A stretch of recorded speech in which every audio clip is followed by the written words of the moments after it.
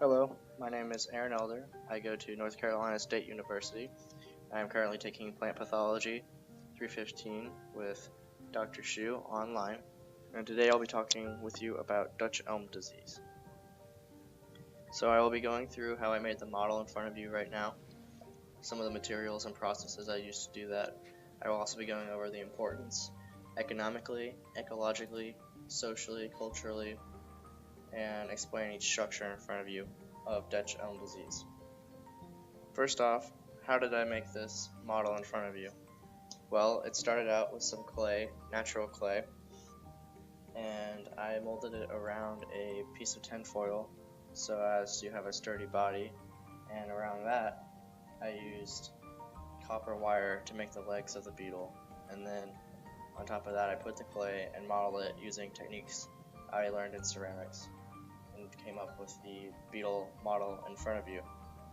And then I painted it with model paint, and as for the thing it is standing on, the bark of the Dutch elm representation, that was done by using modeling clay to get the basic structure down, and then I gathered twigs to make it more realistic to show the splitting of the wood.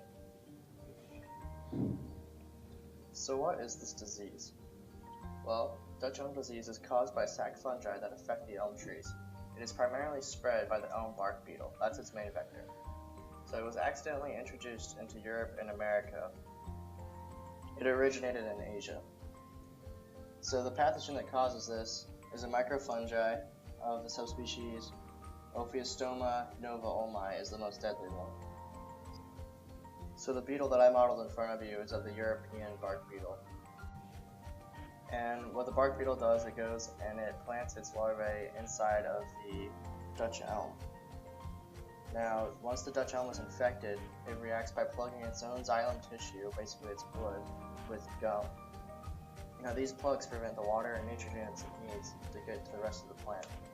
So once it's infected, you see the withering of leaves, the eventual dieback of branches.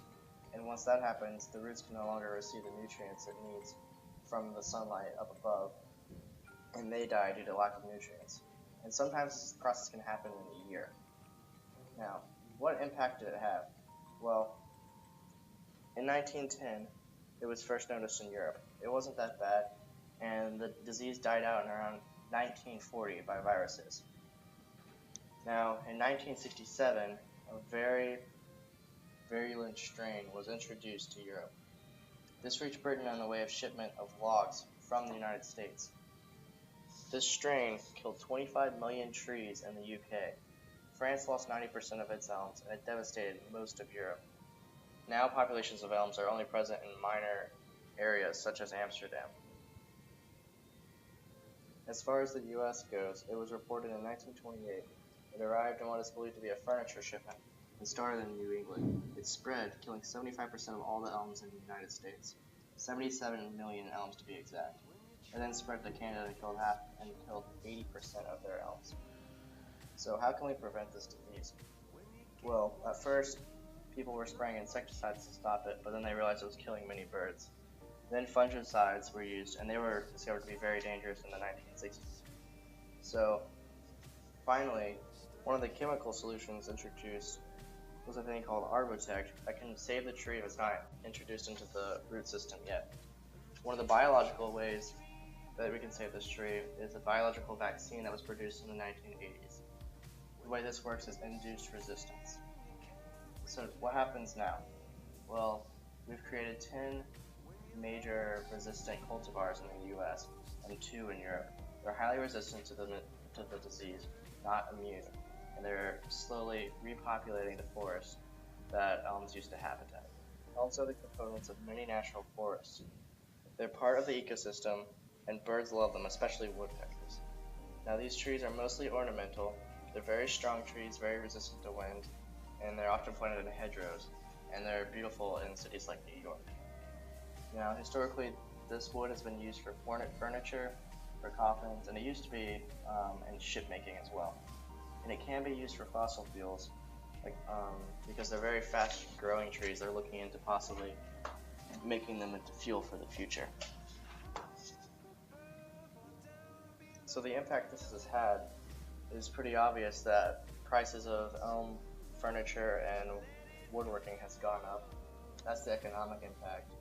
And as far as social and cultural importance go, these used to be very, very beautiful in many parks, and a lot of them died. Most of them died, as you've heard.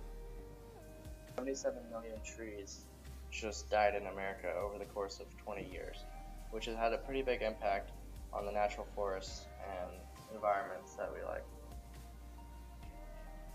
And so as far as the model is concerned, you can see the beetle in front of you is very, very scaled up. It would in real life be a lot smaller.